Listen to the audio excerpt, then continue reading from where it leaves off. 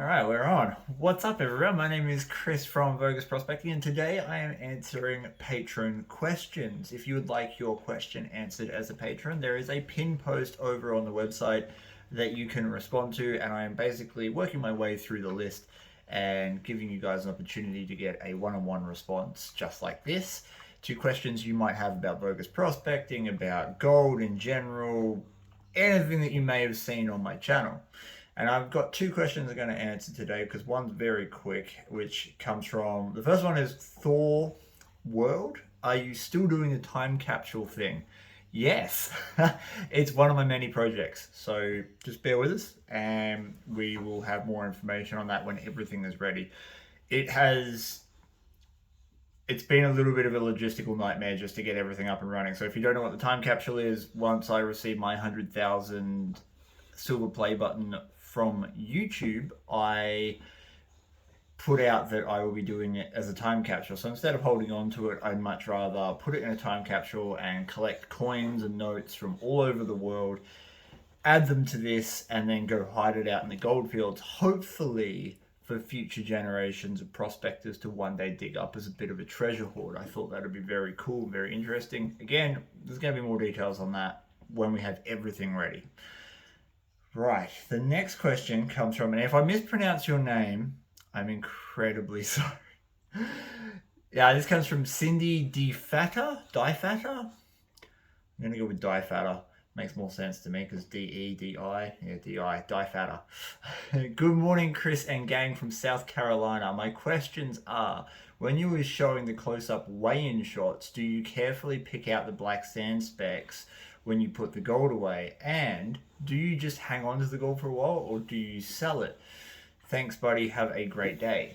It's a good question because it's a question I get asked all the time, primarily about how do I clean black sand out of gold? That's the number one thing. Now, if you want to know about how to clean gold out of black sand, I have an entire playlist over on Vo-Gus Prospecting called Fast Fridays. And in that, I detail a lot of stuff, a lot of very short videos about how I do particular things with gold prospecting, and part of those videos is the cleanup, so you can watch that there. I've also made several full-length videos on the entire cleanup process, utilizing several different machines to do it. It's just sort of a matter of going for a scroll through my videos and having a look. Now, that doesn't answer the question. The question is, when I show a close-up shot, often you'll see little pieces of black sand. Often they're garnets and gemstones in there, as well as a little bit of white sands. And the white sands are a super dense material. I'm not 100% sure what they are. They're definitely some sort of metal ore, I would suggest, with how heavy they are. They're heavier than the black sands. They tend to sit underneath the black sands with the gold. Oh. Fern's roaring to go to daycare at the moment because we've got to go there and do some training, and she's pretty damn keen, so you're going to hear some squeaks. So separating that final, thank you, ready? Separating that final bit of black sand and the white sands and the leftover gems out of the gold is possibly the most difficult part of refining your gold, simply because at that point, the water surface tension has every opportunity of picking up your gold. The more refined your gold is, the easier it is for the gold to float. It's a real pain in the ass. So I don't generally worry about refining that last little bit out when I go to store it. I worry about that if I'm going to go sell it. And in that case, now I'm using a miller table. The miller table has proven to be highly effective at reducing that last little bit of sands out of my gold without breaking the surface tension to cause the gold to float, so long as you don't sweep the brush through the gold too fast, because the brush actually leaves an eddy. So as you sweep the brush across the miller table, it creates an eddy, and that eddy allows for that surface tension to dip down closer to the gold, and it can pick it up at that point. So you've got to be very careful about how you brush across when it's refined to that point. That's when I go to sell it. And before that, I was just using a gold pan. You can do it in a gold pan. The trick is to use a container that is barren of any other concentrate. So it's just a container of water and surfactant that you pan into. And that seems to work okay. But again, you've got that same surface tension problem. I've actually found that the best way, the most efficient way to do it is to have a little bit of silt in the water. So it's not completely clean water, and that seems to stop the surface tension from forming as bad. But then you also have the problem with having contaminated water in your gold, and that can leave sort of a gravelly residue in it, which is not ideal, but it will still be cleaner than what it was when you started. Ready? I'll throw it over the couch next time. You can go chasing it. Ready? Give. Nah. Goes around this time. Been jumping the couch all morning, but anyway. So that's what I do. I don't worry about cleaning the gold unless I'm going to sell it. Now, when you ask if I sell it occasionally, I sell it all the time. I don't actually care about gold. It's really funny. A lot of people think I'm obsessed with gold, but I'm not. I don't care about gold at all. I have no attachment to it other than a few pieces that I found with people and they've got good stories to them and whatnot. There's a few pieces of gold that I like to keep, but it's not because of the gold or even necessarily the size. It's just because I enjoy the story that came out with the piece of gold. And getting, for example, I've got pieces of Dad's Reef ore. So there's like half an ounce of gold in some of these pieces of ore.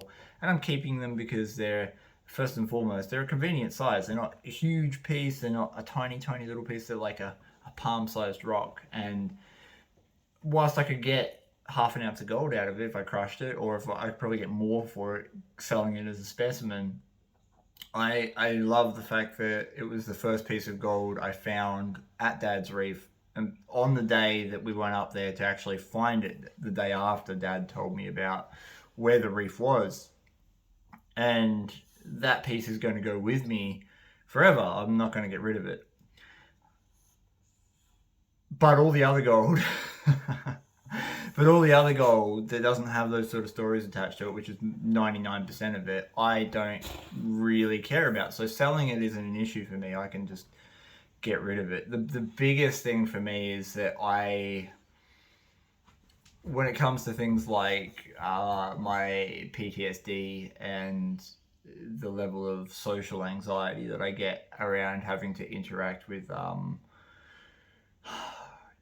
certain retail situations are a real nightmare for me, and I just struggle to get to the shops to sell it. So I, more often than not, I have to really psych myself up to do things like making pay dirt to put them out there.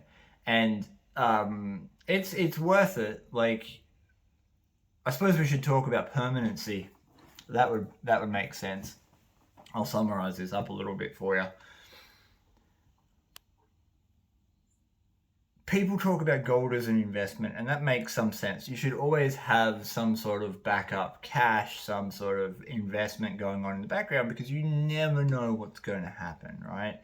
And it just might make the difference between being able to get through a situation smoothly with the least amount of duress, and really having to scrounge for that last little bit of cash or whatever it might be to fix the problem that you've got. And that's why, like, having savings and having a couple of investments going can be super beneficial.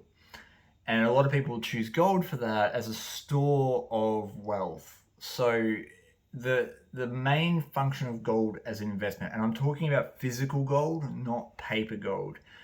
Paper gold that you'd buy on the ASX or the NASDAQ or whatever platform you're on.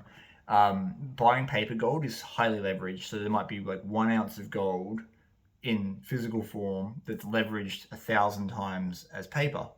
And that means that if something goes down and you need to pull that gold out, there is every chance that someone else will beat you to it and your piece of paper will be worthless.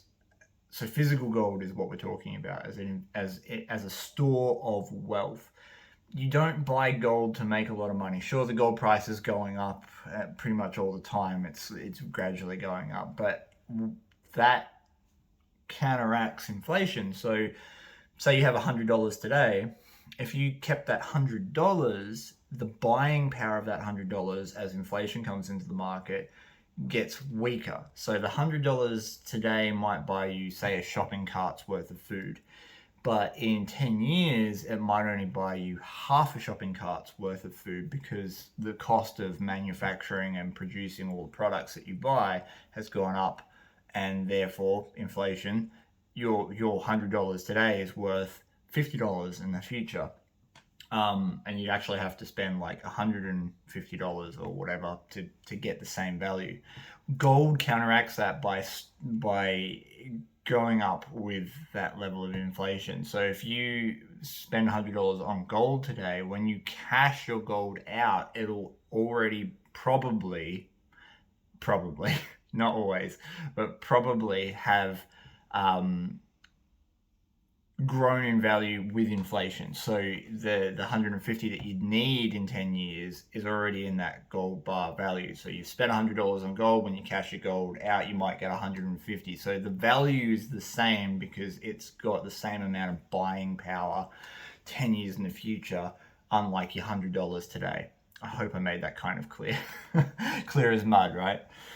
So I don't look at gold as an investment in that sense. There's a lot of stuff that I want to do at the moment in terms of not only expansion with my business and expansion with the channel and whatnot, which needs cash to fund it. So I need to buy equipment, and I need to invest in things like travel and whatnot to get to filming locations. Blah, blah, blah. So cashing gold out at the moment for me makes perfect sense. I'm digging it out of the creek for free. So it's free money. It's tax-free to $70,000 here in Australia, and I can take full advantage of that.